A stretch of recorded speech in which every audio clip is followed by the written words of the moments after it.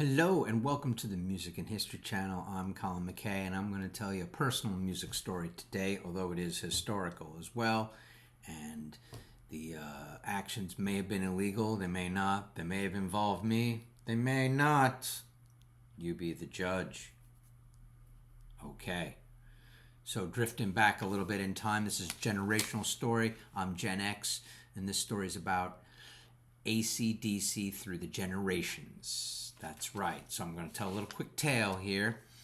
Let's go back to November 11th, 1990, the Meadowlands, Giant Stadium, New Jersey. Yes, I went to see AC/DC in concert with several friends of mine, and I was driving my big black Econoline van. Yeah, I was 20 years old at this time. Yes, 20 years old, and it is freezing night. It is November 11th. It is just bone-chilling cold. And we also take one of my good friends. We are chaperoning, in essence, his girlfriend's younger brother and a couple of his friends, maybe two of his friends. They're like 15. Doesn't seem like a big deal now, 35 years later or so. But anyway, we all go to this concert. And maybe there's, let me think about it for a second, 1, 2, 3, 4. There's maybe 4 of us who are all about 20, 19, 20. Anyway, we get to the concert and we're there a little early and we're relaxing in the van, waiting to go in. And there's, of course, thousands of people in the parking lot. And there's lots of security in the yellow jackets. And there's just a lot of, bad mojo in the air. Bad energy, you know? But we're trying to be oblivious to this.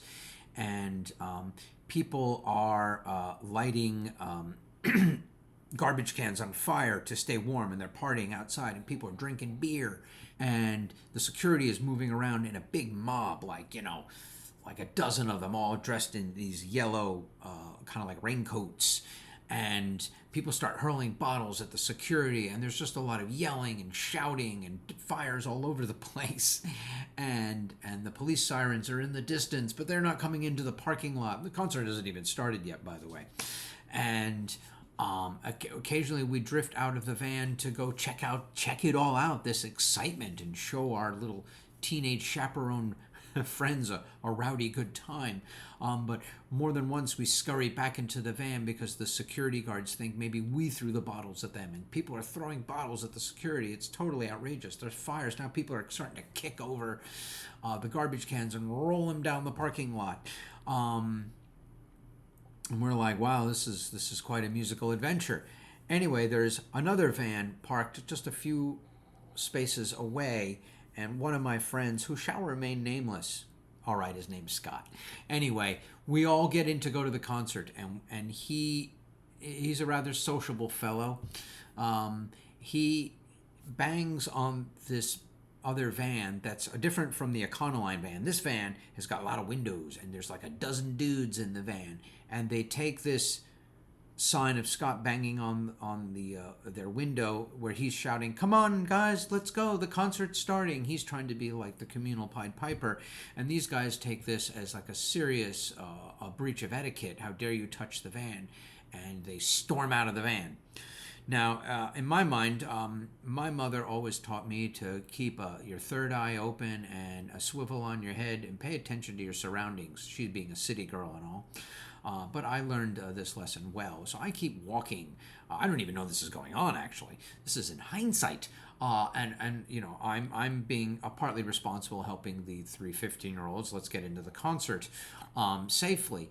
And one of the other buddies is with me. And then we suddenly realize there's 3 people missing in our little troop.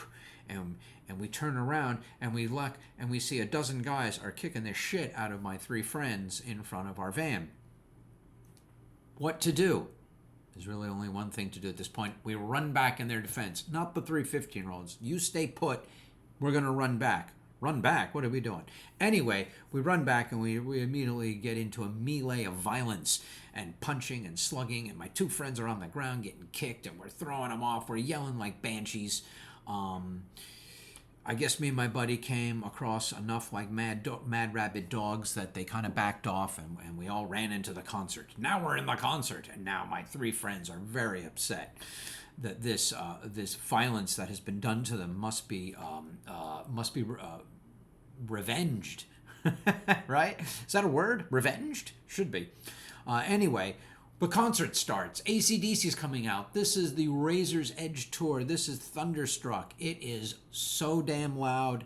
I can't believe it. I even have earplugs because I'm a musician, you know, and I like to keep my ears safe, even when I was 20 years old. But it is ungodly loud. They play Hell's Bells. The bell comes out. Brian Johnson's whacking the bell. Right? But there is just so much testosterone in this concert. It's insane. The percentage of males to females must be like, 90% men and 10% women. And the women who are there are all obviously there with their boyfriend, and the boyfriend is looking like daggers, like, who's looking at my girl, and fights are breaking out. Everyone's giving it the mean side eye, and amazingly, of course, Angus Young, as you know, he never stops moving his left foot 2 taps, right foot 2 taps, head shaking in eighth notes. But nonetheless, this is not enough to appease ourselves as concert goers. And my three friends, they're steaming the whole time. They want revenge. They want blood. How will this happen? Oh my God. We decided to leave the concert about 15 minutes earlier because we weren't enjoying it anyway, right? And it's still freezing cold. We go out to our van and we're looking for the other van. Well, my three other friends are looking for the van. I'm trying to discourage such reactionary violence. But there's the van. They've only moved it over like 3 more spots. And this is a Gen X. This is Gen X right now, if you're into any of that sort of thing. Nomad generation, the fourth turning. Yeah. So I got a tire iron in the car and maybe another device. I don't know.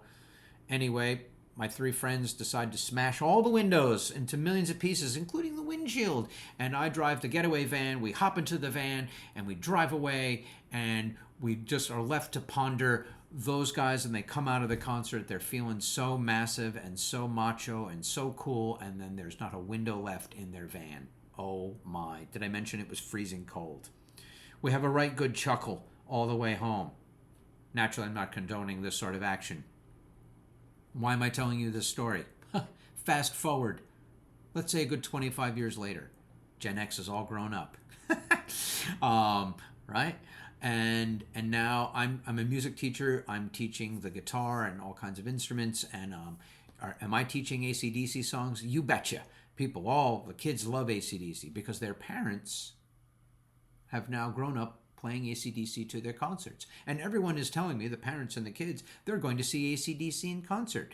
And it's going to be great. And it's practically a family affair now. The dads, the whole family goes. It's like a barbecue. You would think it would be a country music concert attraction, right? Red, white, and blue. No, it's AC/DC, and everybody loves them.